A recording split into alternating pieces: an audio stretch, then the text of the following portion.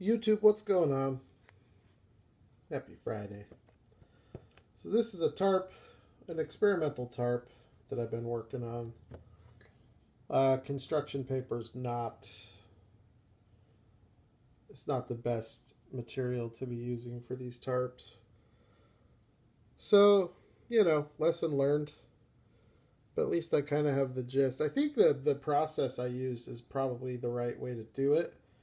It's just the material. It's just the wrong material. Anyways, this video might be a long one. I'll warn you up front. But I want to go through and just take a look at some of the licensed Matchbox models. Some of my favorite licensed models. I have a few hundred different licensed model Matchbox cars.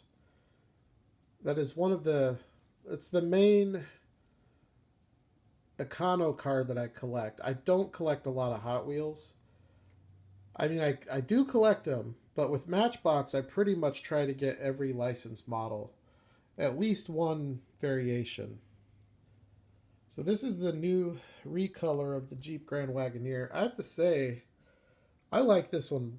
I like this one quite a bit better. I just think the color looks better.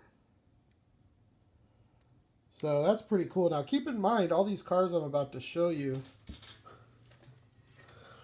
I shouldn't say all, not all, but most of them are dollar cars. Some of them are going to be technically qualified as premium.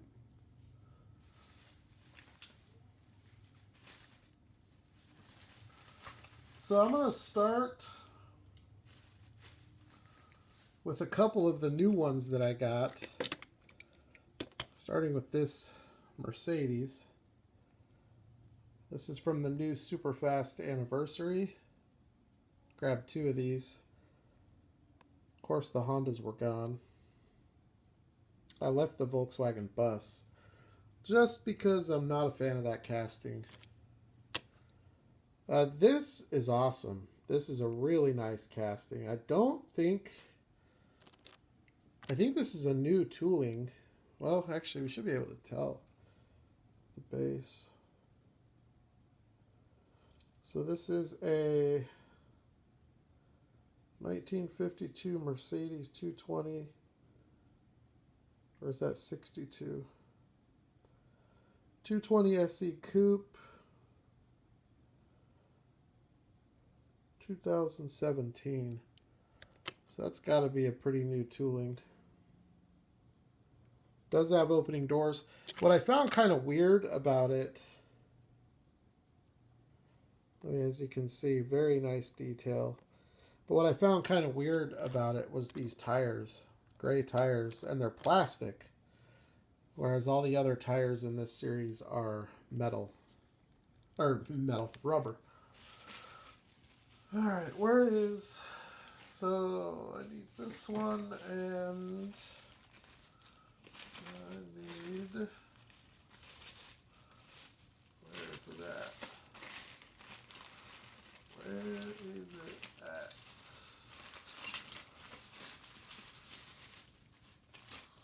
There it is. Okay. This is going to be interesting because most of these are...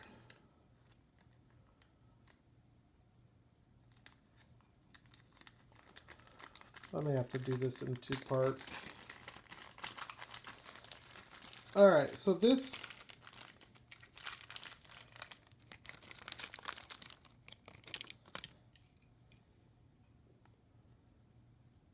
is a Range Rover Sport 2005.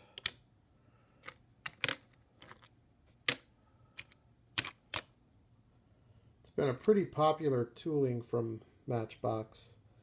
Pretty nice license model, and typically you get nice headlight and taillight detail on it from Mattel. What they brought out though in the new Superfast Anniversary series is the new, so this is an 05, the new one is a 2018.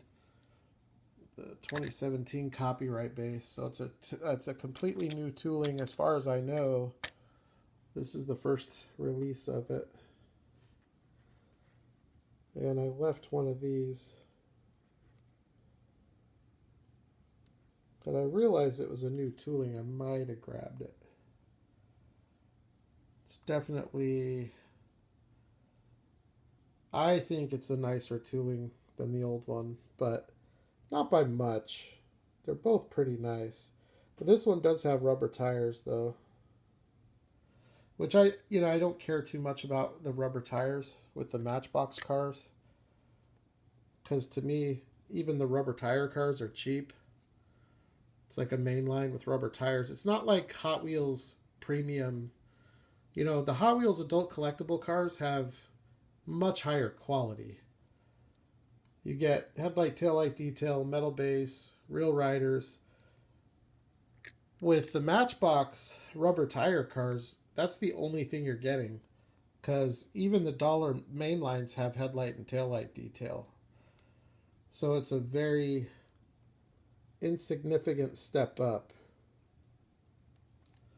So I guess where I'm going with that is, with Matchbox cars, I don't care about rubber tires. That right there is not a bad looking car.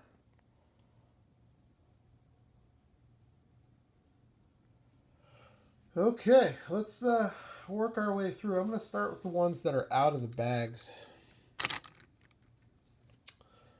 I don't know what year some of these are. Like this one doesn't even have the year of the vehicle, but it's a Lincoln Navigator. Now you'll notice all of these models that I'm showing you are civilian deco releases with headlight and taillight detail, because that is predominantly the only thing I collect from Matchbox. I don't collect any of the tractors or work trucks or any of that garbage. It's just licensed model civilian deco. There are a few exceptions to that. Not many, but there are a few. One of my favorite Matchbox castings that I own is the multi-pack exclusive Toyota 4Runner. This is a very expensive piece. Glad I got it when I did. That orange Skyline that just came out is going to be just like this. Just like the Land Cruiser. They go way up in value. That Land Cruiser is over $200 in value. I would value this one between $40 and $60. I wouldn't sell it for less than $60. It's not a casting you can just poke over to eBay and buy. Pretty awesome casting though. Really dig it. It's a great casting. I would love to see one of these released with a nice civilian factory deco with headlight and taillight detail. That would be pretty cool. All right, let's work our way through here.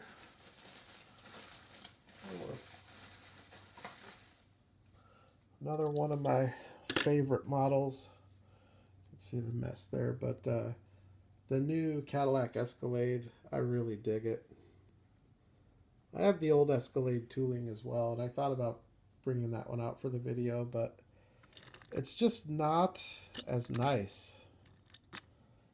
This one is quite a bit nicer, and I look forward to a recolor of this in a pearl white or silver. Really glad that they did that. So you can see a common theme so far. A lot of SUV diecast. Here's another new one. The BMW 2002.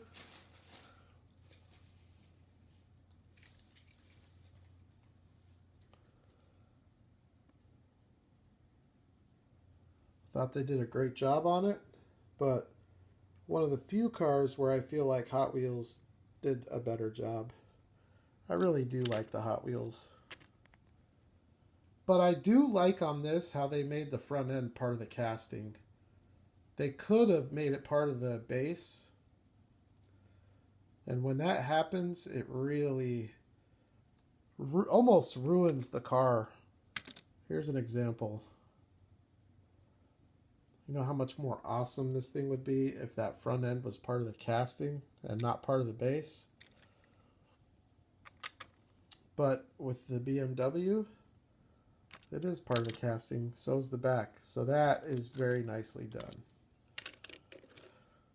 Probably going to continue to see less and less of that. Here's another one that kind of is an example of that.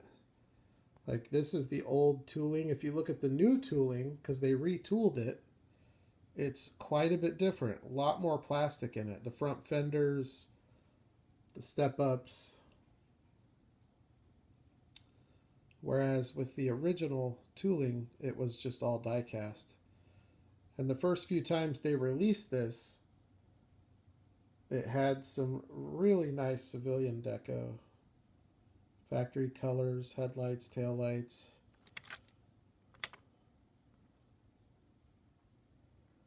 It's a nice enough tooling that it can be customized into a very nice premium detailed car.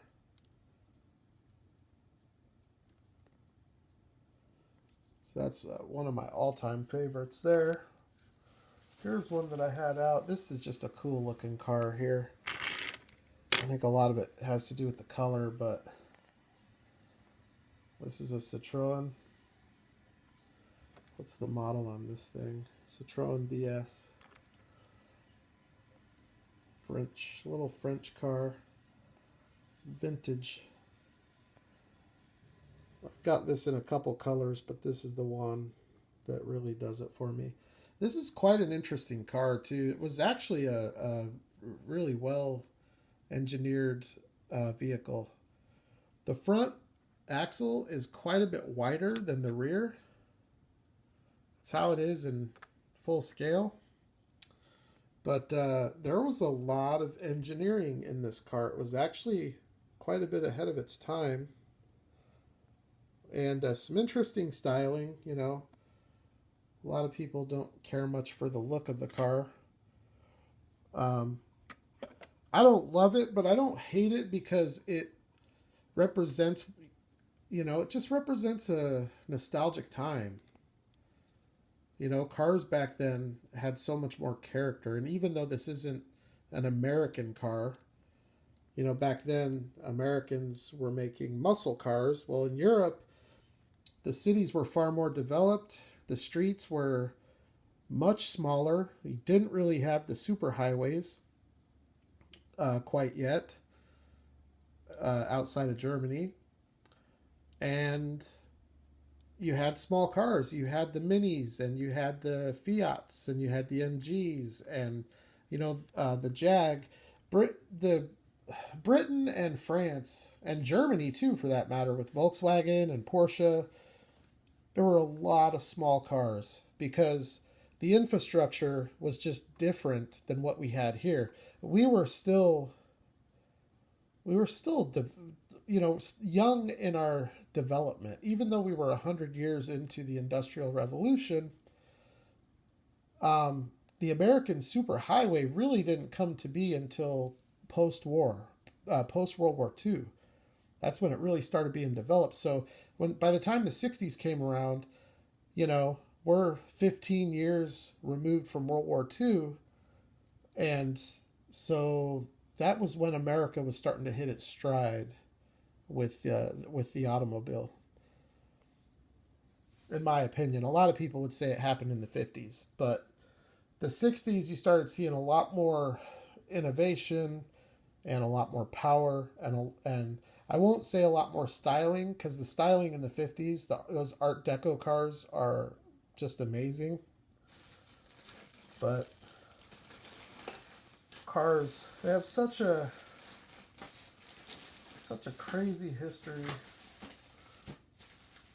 All right, it looks like the rest of these are in bags, so I'm going to try, after I pull one out and put it down, I'm going to try to grab the next one while you guys look at this one. So here's a Mitsubishi Eclipse, a car that I didn't even know Matchbox made until it got sent to me by, I forgot. I always feel bad because I get these goodie boxes and I get all these awesome cars, and I always remember who sends me the goodie boxes, but there are times where I don't remember who sent which cars. And for that, I apologize. I feel kind of bad. I almost feel like it's irresponsible of me to do that. This one here, I believe I found at an antique mall. Pretty interesting. It's a badass tooling. You know, the color probably not ideal. I think by the color you can all tell which series it came from. I forget what it was called. They had a lot of interesting cars in that series. They had a lot of good cars too. I think they had the 300Z.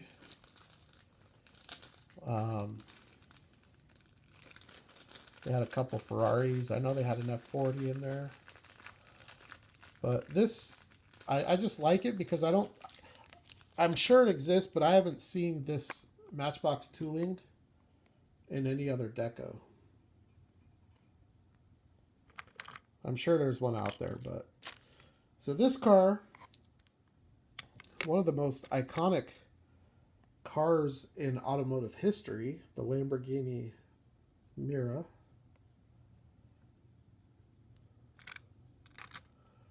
Some would say this is the first supercar. I'm not of that ilk. Some would say that the Gullwing McLaren, or not McLaren, the Gullwing Mercedes is the first supercar.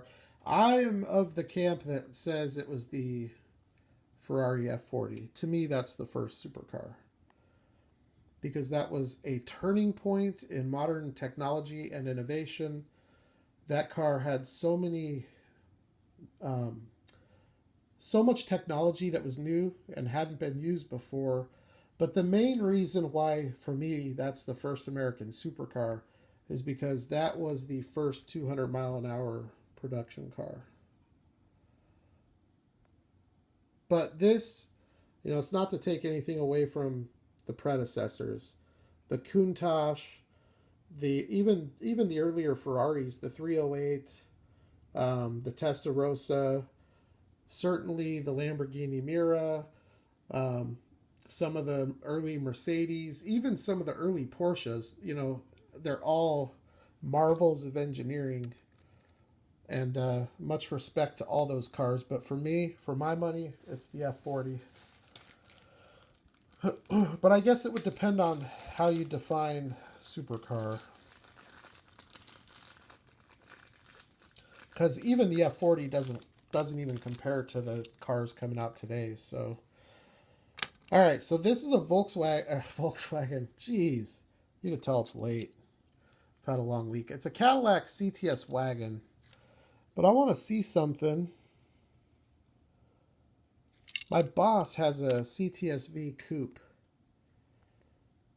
And he's pretty well versed with the Cadillacs. He's a car guy. He's got 67 GTO. But yeah, he speaks really highly of his Cadillac. And I just don't know that much about him, but I know that the CTS-V is a pretty fast car. And to the point where celebrities own it. Kind of weird to think that people like Justin Bieber are buying Cadillac CTS-Vs, but it is a high performance machine. But he was saying that the wagons are pretty hard to find, and that there's a pretty good demand for the CTS wagons. So they pull some pretty good money. But even the CTS coupes and the CTS, especially the CTS-V, they don't make them anymore in a two-door, so there's an interesting market shaping up for those cars. So this casting here, I love. It's a very unique casting that no one else has done. I don't even think Norev has done it. Norev might have, but I don't think they did. It's a Volvo. I don't even know what the name of the model is. C30. Okay, it's a 2007 Volvo C30. And the color and the detail on this casting are perfect. This is why I love Matchbox, because not only do they do a car that no one else does, but they do it very well. And then they keep it at the dollar price point.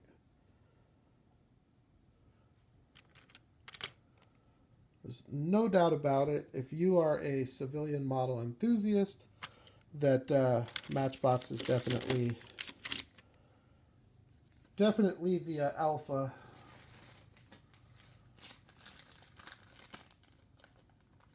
So this is one of the get it out. One of the few non-civilian deco castings. Still a licensed model though. It's a GMC square body. Little wrecker. This came out of a NYPD 5-pack. And I'm not a big fan of the windows, obviously, but they're part of the lights. But I like the truck quite a bit. And this casting has been released quite a few times. But you can't go wrong with an NYPD deco, in my humbled opinion. Since I have this out, I'm just going to show this real quick, but I just picked this up last weekend. It's pretty much mint condition loose. And this is an older, late 1980s release of the Dodge Caravan. So it's definitely, you can see back then, they scaled things quite a bit differently. They were really focusing on filling that blister. According to the base, this is 1:60 scale. But it's got suspension, it's got some nice treaded tires, it's got a sliding opening door, it's got the rear defrost. It's a pretty nice little car for $1, and there's a lot of metal in this casting, a big chunk of metal. But the base is plastic and the sliding door is plastic. This is, it's not a cheap piece. You can find some of these Caravans with silly graphics. Those ones don't go for too much. But the civilian models, you know, they're a lot more than what you'd expect to pay for a Matchbox. Let's say like in the 10 to 20 price range. All right. This one is brand new.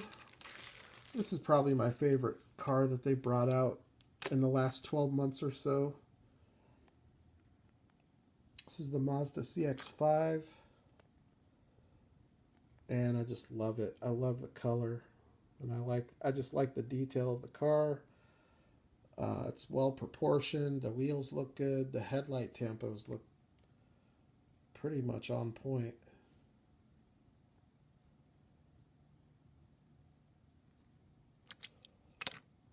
Taillight tampos look pretty much on point as well.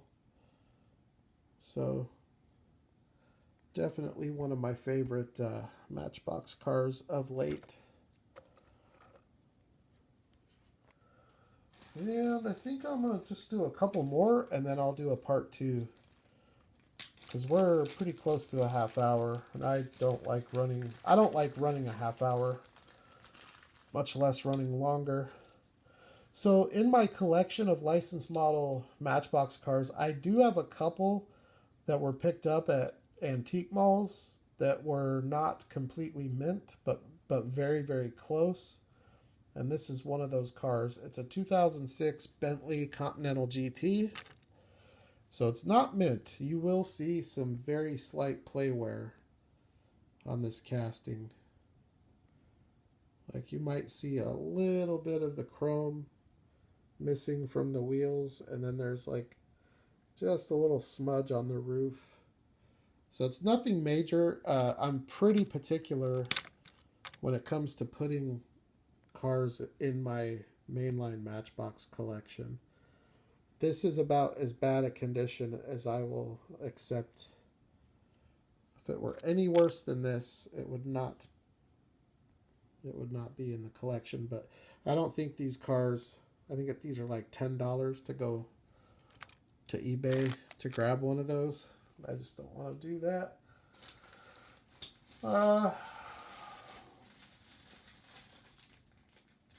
You know what? I guess the other option is I can just keep this going and you guys can watch it in 2 parts, because you're going to have to watch it in 2 parts anyways. So I think I'm just going to try to run through these. This is a casting you all know. Matchbox has brought it out quite a few times in the last year. I brought this one out for the simple fact that this is my favorite release of it. This casting has seen a lot of different decos, but the antifreeze color with the white panels has always been my favorite.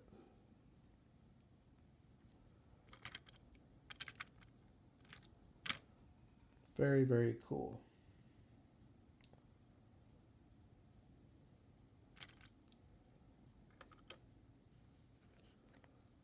All right, so there's a new casting. When I say new, I mean last 12 to 24 months of it's a Honda Civic. I think I've purchased probably 30 or 40 of them at this point. I don't have them. I bought a lot of them to trade and sell, but this is the Honda Civic casting that was out before that one. And this is the Type R.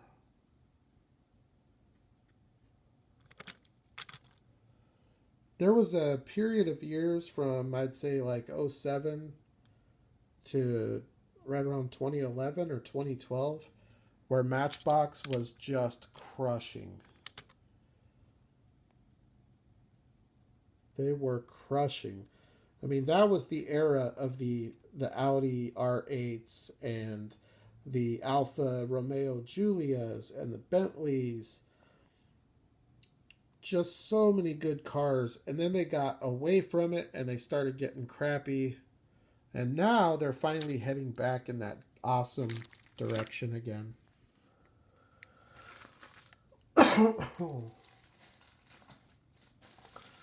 Okay, here's another vintage European car. One thing that you'll notice with my Matchbox licensed model collection, for all of the classic American muscle cars they've done, those are some of my least favorite Matchbox castings. I don't like most of those toolings. There are some that I think came out really well and came out really nice. I'll show you what they are here in a minute. But this is a Lotus Europa. Kyosho did a really nice version of this car. And also Tomica Premium did a really nice version of this car. This would be a perfect car for Tomica Limited Vintage to do.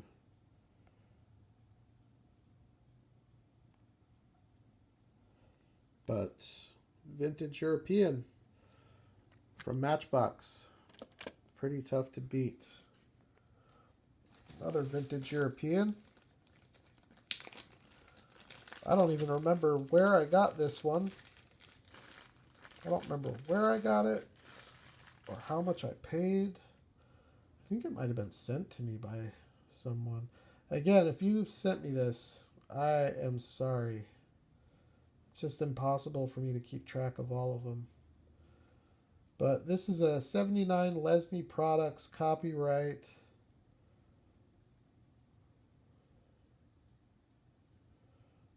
But number 59, it's a Porsche 928. Also has opening doors and suspension.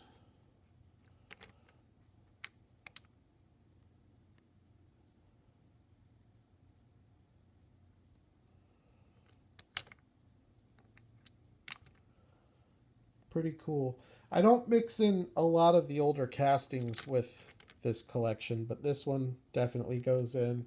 The Dodge Caravan will definitely go in, and there are a few others.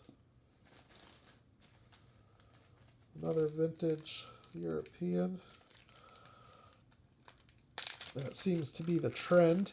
By the way, when I was pulling all these out, I found a whole bunch of rubber tire Matchbox cars that I have duplicates of from the last couple of years, like the Dodge D100 and the BMW, the Mercedes.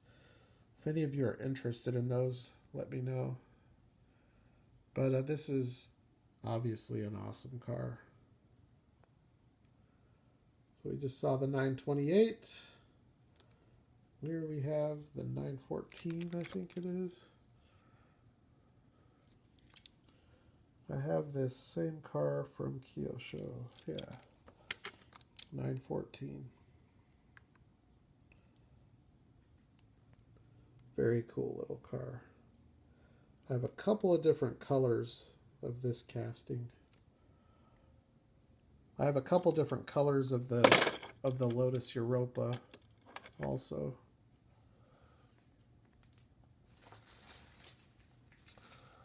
All right, still have a couple more European, and then we'll get into some Japanese, and then I'll close out with the domestic stuff. There's really not a lot of domestic stuff here. Don't have too many more. This is an awesome car. Haven't seen this one in a while. It is a 19... I can't tell if it's 59 or 69. I think it's 69. It's got to be 69. But it's a Volvo P1800S. Talk about a rad little car.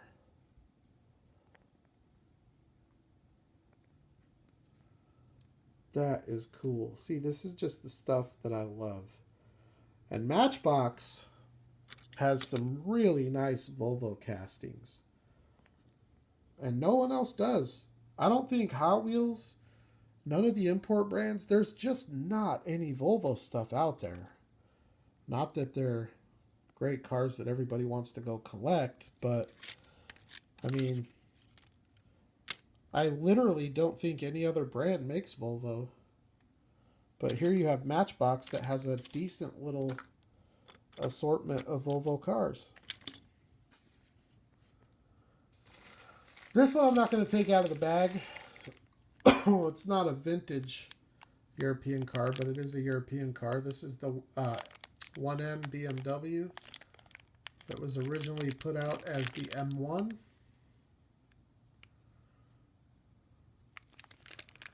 But it is actually the 1M, and this came out in blue, red, and gold, and I've got all three of them.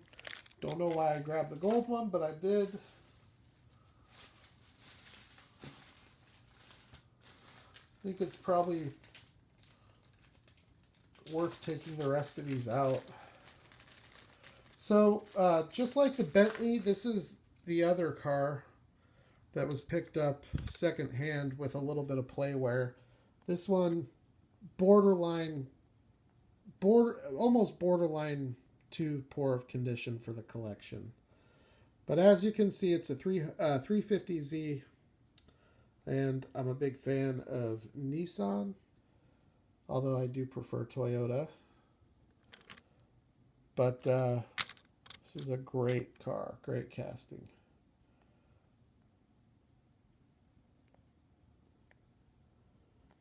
So 350 Nissan Z. Somewhere in here, there it is.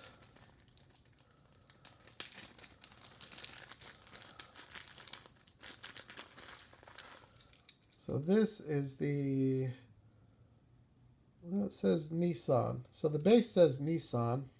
Oh, this is the same thing. Duh. I don't ever remember getting this. Don't know where it came from. But it's the same car. If I'd have known that, I would have not gotten out the yellow one. I thought that I was getting out the Infiniti, because they did an Infiniti G35, which is basically the same thing as the Nissan Skyline Coupe.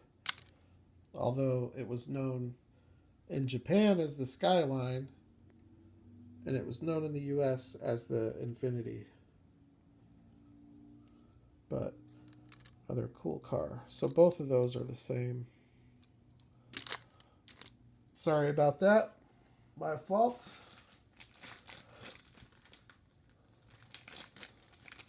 Wish I hadn't done that, because I would have liked to have shown that Infiniti. This is another vintage European car. This is a Austin Mini Cooper. And my favorite deco, I don't know how many different decos they've released. In fact, the copyright date is 2000, is that 03 or 08? I think it's 08. Even still, that's 10 years.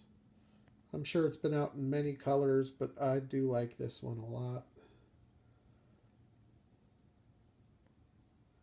I wish, with the car being as small as it is and not taking up so much raw material, I wish they would have made that whole front end metal. But you have to admit, that's a cool little casting, and there's enough sculpted detail that anyone with some good customizing skills could turn this into a nice detailed, premium detailed car. Still have a couple more vintage European cars. Like this E-Type Jag. This casting just recently came out in a 5-pack. I have this from one of the anniversary releases, and it's in the British Racing Green. Probably should have shown that one, but I like this color because it shows the lines of the car a lot better. And this car has some pretty sexy lines to it. Nice detail on this too, headlight and taillight detail. I mean, one thing you'll notice with all of these, the scale fluctuates. Obviously it has to because of what they do. But for the most part, the proportions are pretty decent. They're not perfect. They're not like Kyosho or Tomica good. But they are far better than Hot Wheels. Let's just say that. Although I will say Hot Wheels is getting much better with the new toolings that they're bringing out. But it's because they are responding to the market. People want more accurate replicas. And Hot Wheels is providing that. This is awesome. I love this deco. This came out in 3 or 4 different decos in the last couple of years, but I love this simple factory color, dark color tires, taillights. I've seen some incredible customs of this casting.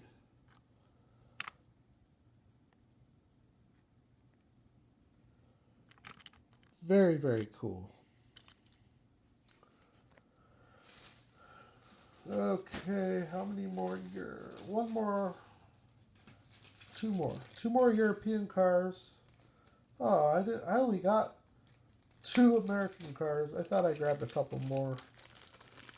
I'll have to shout at least one of them out.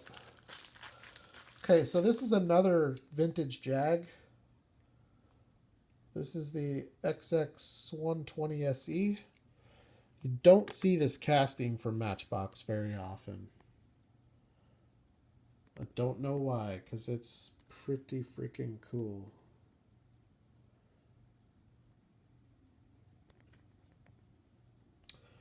And again, you have headlight and taillight detail. Pretty important to me in my search for these license models. It's a lot of times if it doesn't have headlight and taillight detail, I am not interested in buying it. All right, one last European car. Then we have 2 more Japanese cars. And then we just have a couple American models. Okay, so this is the ever popular Audi R8. There was a period of time where these were bringing some pretty decent coin. There was a time when these were selling for the same price as the mainline Bugatti Veyron. But, I mean, come on, look at that. That is such a killer car. Those wheels, so on point. For a $1 car, that is just incredible, in my opinion.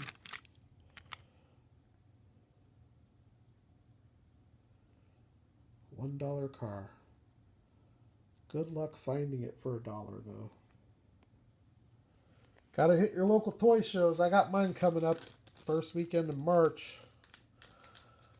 Very much looking forward to that. I look forward to it every year. It's one of the highlights of my year, is going down to Tucson, spending the night, and searching for diecast and toys. All right, this one is another one that actually pulls some decent coin. 2008 copyright date. It's a now remember, this is a civilian model. You can get this with silly graphics for cheap. But the civilian models are upwards of $10 a piece. And this is a Mazda 2. Very cool car.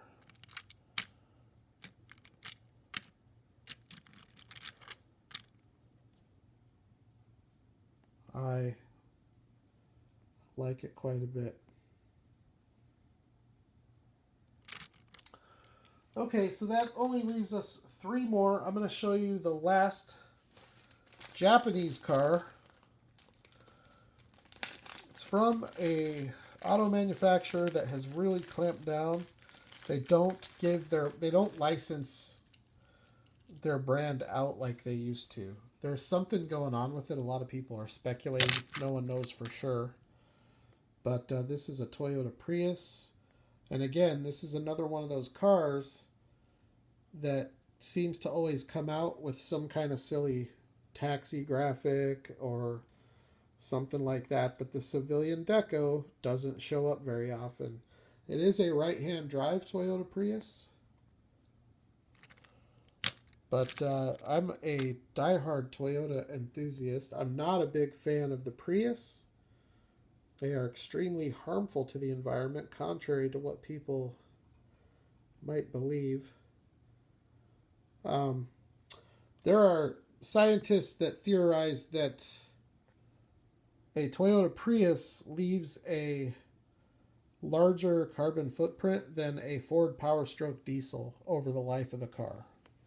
And it's not because of the emissions. It's because of the manufacturing, but more so, it's because what do you do with all those batteries when you're done? You can't throw them away. They're extremely harmful to the environment. So I don't know. There might be some truth to that. I'm not a scientist. I'm not going to speculate, but I'm not convinced. Same thing with the Teslas. Actually, that's a whole other story. I won't get into that because it could get me in trouble. But here's the first American car. This is a Dodge Monaco. Awesome casting. It's actually a really cool car. For a scale, this is 1:71 scale. So that should tell you green light is pretty much right on point with their scale. It is cool that Matchbox tells you the scale on most of their castings, not all of them. All right, one more American. This is American as American gets. One of my favorite. This is the first Matchbox car I ever bought as an adult collector. I bought it in 2007 when it was hanging on the pegs. I saw it as an adult, just literally walking by. At that time, I didn't have a wife or a kid or kids. I was just a bachelor at Walmart, saw it, thought it was cool, so I bought it. And this is the ever popular square body K5 Blazer. This is with the old Park Ranger deco, or National Parks deco. And I think this might have been, if it wasn't the last release with the whip, it's one of the last releases that had the whip. They have since taken that off of the car. But awesome truck. Love it. And I can't believe I've had it for 12 years. I bought this in 2007. I didn't start actively collecting for 7 more years.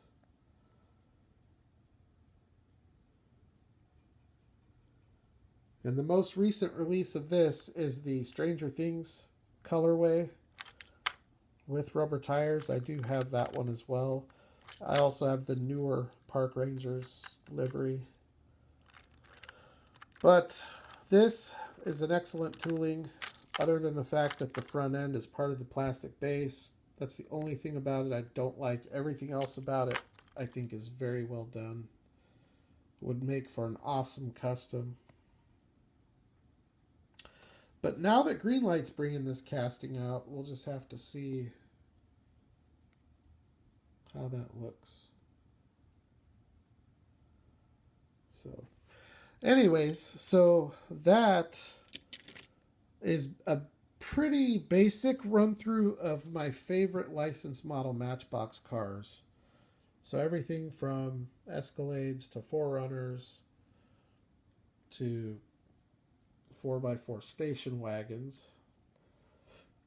Quite a bit of vintage European stuff in the assortment. I think Matchbox does a great job with the vintage European stuff and with the modern Japanese stuff, like this Mazda. The FJ is just a crazy cool casting. The Lotus and Porsche. And then here, cars like the 300Z, the Bentley Continental. Really cool stuff.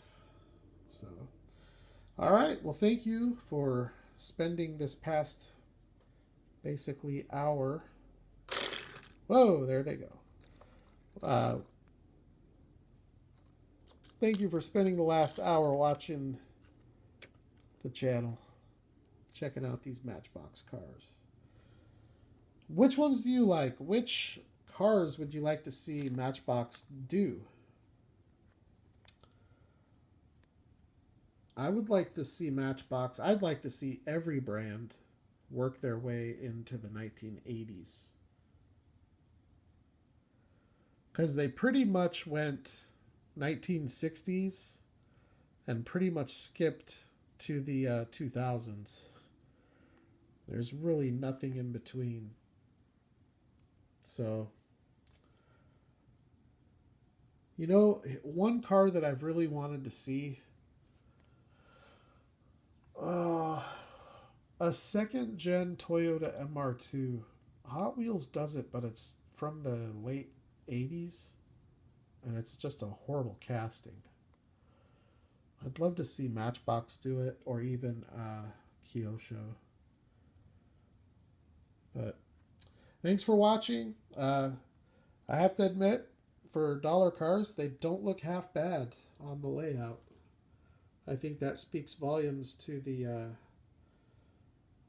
result that we get from Matchbox.